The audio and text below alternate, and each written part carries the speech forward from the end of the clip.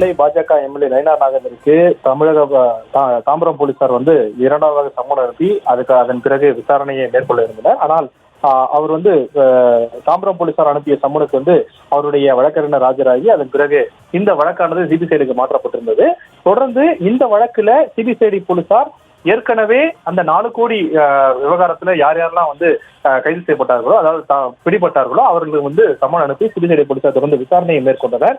இதனைத் தொடர்ந்துதான் தற்போது பாஜக நிர்வாகிகளான கேசவ விநாயகம் மற்றும் எஸ்ஆர் சேகருக்கு வந்து சிபிசிஐடி போலீசார் வந்து சம்மன் அனுப்பி இருக்கிறார்கள். அதாவது மக்களவை தேர்தலின் போது தாம்பரம் ரயில் நிலையத்துல 4 கோடி சிக்கிய வழக்குல இந்த சம்மன் வந்து அனுப்பப்பட்டிருப்பதாக தெரிவிக்கப்பட்டிருந்தது.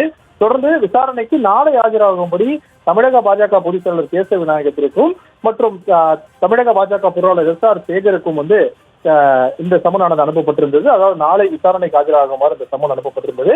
ரூபாய் 4 கோடி விவகாரத்துல இவர்கள் 2 பேரை நீங்க விசாரிக்க வேண்டும் அப்படின்னு சொல்லிட்டு அந்த சம்மன்ல தெளிவாக குறிப்பிடப்பட்டிருந்தது.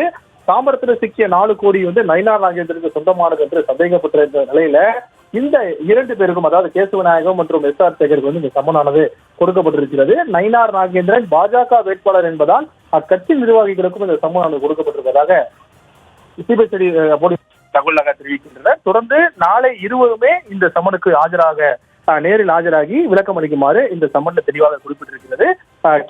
தமிழக பாஜக பொதுச் செயலாளர் கேசவ விநாயகம் மற்றும் பொருளாளர் தமிழக பாஜகவுடைய பொருளாளர் எஸ்ஆர் சேகர் இருவருக்குமே இந்த சம்மன் வந்து சிபிசிஐடி போலீசார் இன்று கொடுத்திருக்கிறார்கள். இவர்கள் இருவருமே நாளை காலை சிபிசிஐடி அலுவலகத்துல அதிகாரிகள் முன்னிலை 10 மணி அளவில் ஆஜராக வேண்டும் அப்படின்னு சொல்லிட்டு அந்த சம்மன்ல தெளிவாக குறிப்பிட்டிருக்கிறது. நாளை இருவருமே ஆஜராவார்களா அப்படின்னு சொல்லிட்டு ஒரு கேள்வியும் எழுந்திருக்கிறது.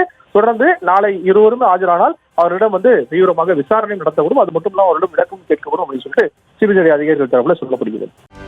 செய்திகளை உடனுக்குடனும் துல்லியமாகவும் தெரிந்து கொள்ள சப்ஸ்கிரைப் பண்ணுங்க.